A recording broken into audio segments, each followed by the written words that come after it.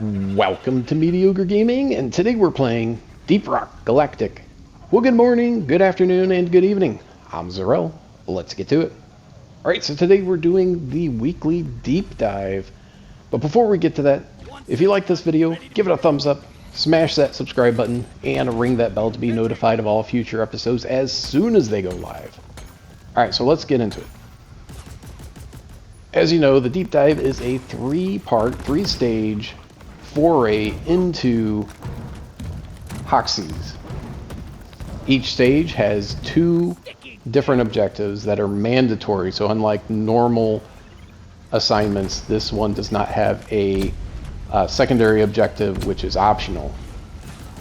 Now, in stage one, we have extract Morkite and repair 2 mini-mules, and 2 modifiers as well, critical weakness and exploder infestation. Exploder infestation means that you're going to see a lot more exploders than you normally would during any particular stage.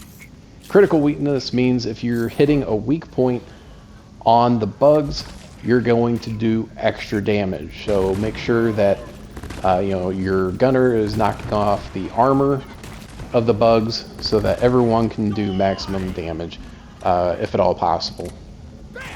And that'll also help you, retain some ammo throughout the level or levels so that you don't have to call in as many resupplies. So you don't have to worry as much about Nitra. You're still going to be worried about Nitra. So the Morkite, obviously, you're going to have all eyes looking out for Morkite veins in the deep dive on the first stage. And then, of course, the mules, when you get close-ish to them, they start to beep at you. You look around and they kind of pulse. You'll be able to find them. No big deal. Scan them, and then the legs will pulse as well, and also show up on the terrain map. Once you get both of those completed, call in the drop pod, and then make a mad dash back towards it and get out. And remember, this is a good point to remind you that everything that you have, that you are, carries over from one stage to the next. So if you have a certain amount of ammo, health, grenades, all that stuff is going to carry over from one stage to the next stage, including gold and nitra, and even things that you are carrying that haven't been deposited either in the drop pod or the mule. So keep that in mind. Everyone hopefully will be around the same spot in terms of ammo, so that no one person is going to need ammo before the rest, hopefully. However, there is a chance that something may happen, someone may go down, and obviously it's good to bring people back up because that counts towards your survival bonus, which is both credits and experience at the end. So bringing people back up, having everyone get back to the drop pod is going to maximize your benefit of the deep dive. And after all, half of the deep dive is experience and credits. The other half is going to be those overclocks that you get. Do remember that you do need to have at least one dwarf promoted in order to do the deep dive, and you can only bring promoted dwarves on the deep dive with you.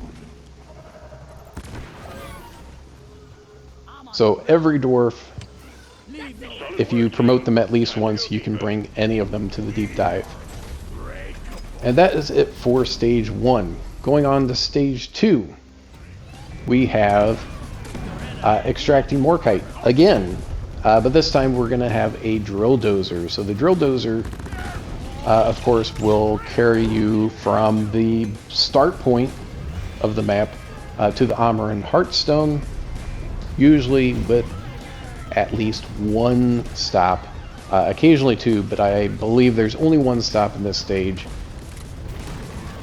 And you're going to have waves of enemies coming at you at certain points in time, so after a certain amount of time has progressed. And then, of course, as the drill dozer is drilling, you're going to have waves of enemies coming at you, and as it's drilling into the Heartstone.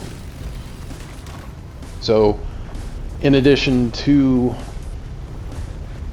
the timed waves of enemies, you also have expected waves of enemies while the drill dozer is active. So as you're going along, make sure that you're looking for Morkite, get the Morkite, and then of course any gold and especially Nitra that you might see along the way. Now this stage does not have any modifiers, so it is straight up Morkite and drill dozer. Not a big deal. The big thing to remember is to keep the drill dozer repaired.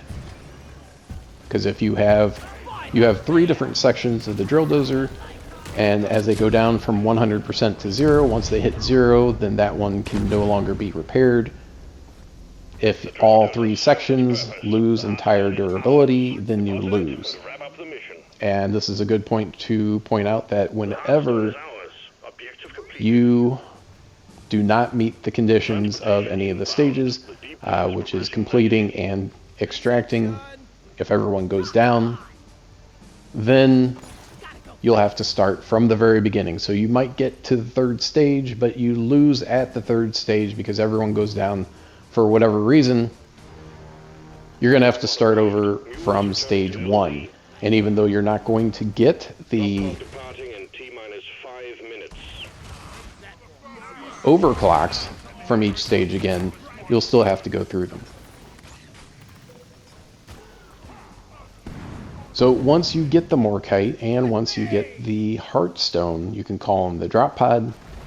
You can follow the mule back to the drop pod, or you can make your way back to the drop pod, defend the area until the mule docks and the pod opens up for the dwarves to get in. Because you might get there right away, but if the mule has not docked, there's no way for you to get into a safe space of the drop pod. And of course, there's going to be exploders, just not quite as many as the previous stage. Alright, and then you're done with stage 2 and you're on to stage 3.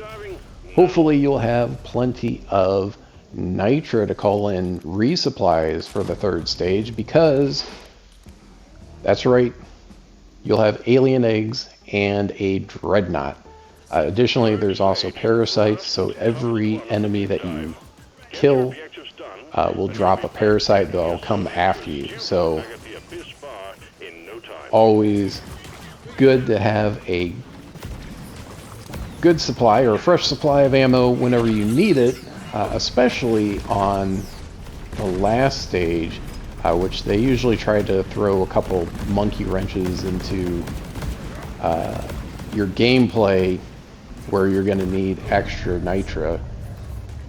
And if you don't have it coming into it, it's going to be much more difficult for you to complete your deep dive. So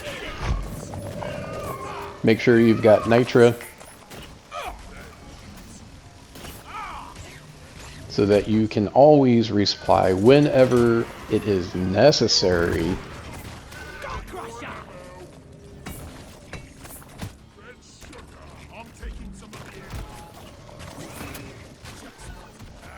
And this is going to feel like there's just waves upon waves of enemies with very little time in between the different waves. So once you find the eggs, and the eggs are on the train map, so that's not a big deal. It is the alien eggs and then the swarms that come with getting the eggs. And then, of course, the dreadnought. Once you have all of that done, call in the drop pod, get out, and you are done. And you get all of that loot, that sweet, sweet loot for the week.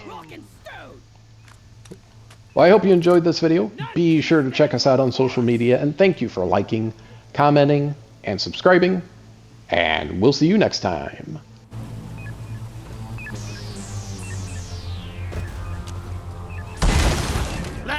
pod has arrived. The mule has been called back. Drop pod departing in T-minus 5 minutes.